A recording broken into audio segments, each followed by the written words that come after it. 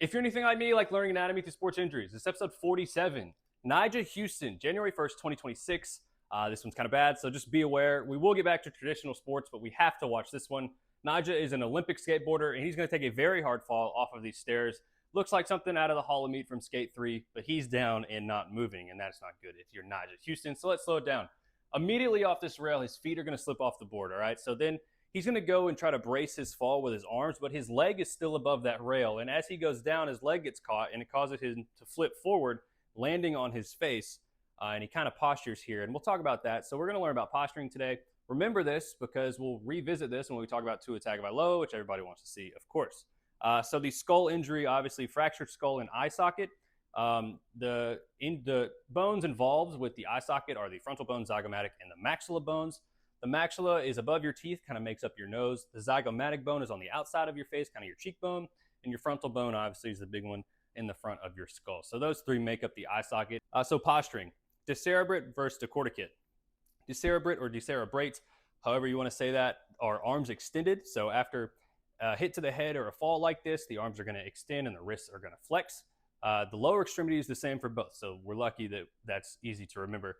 The difference between decerebrate and decorticate is the arms are flexed in decorticate. All right, so we'll check out this picture here.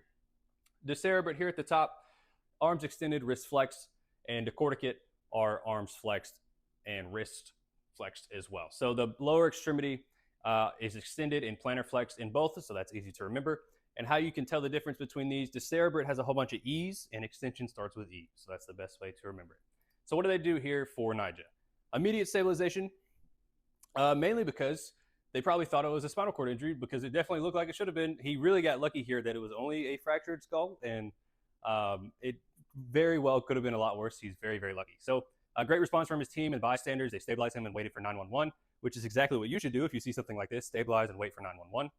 Transport to the hospital for X-ray, MRI, CT. Obviously, they do an X-ray for fractured bones. MRI and CT is mainly to check the brain for brain bleeds. If you have a brain bleed that goes unfound or untreated, that could lead to death. So obviously, they want to get that checked out. Conservative treatment, so no surgery.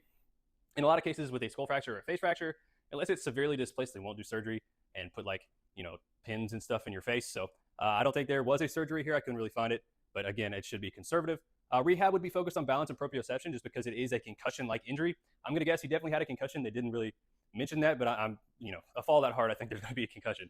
Recovery is to be determined. So it could be anywhere from a few months. It's basically, it's reliant on how Nyjah feels. So knowing skateboarders and how tough they are and seeing all the videos of him falling before this one, he will be back for sure. But nonetheless, that is Nyjah Huston.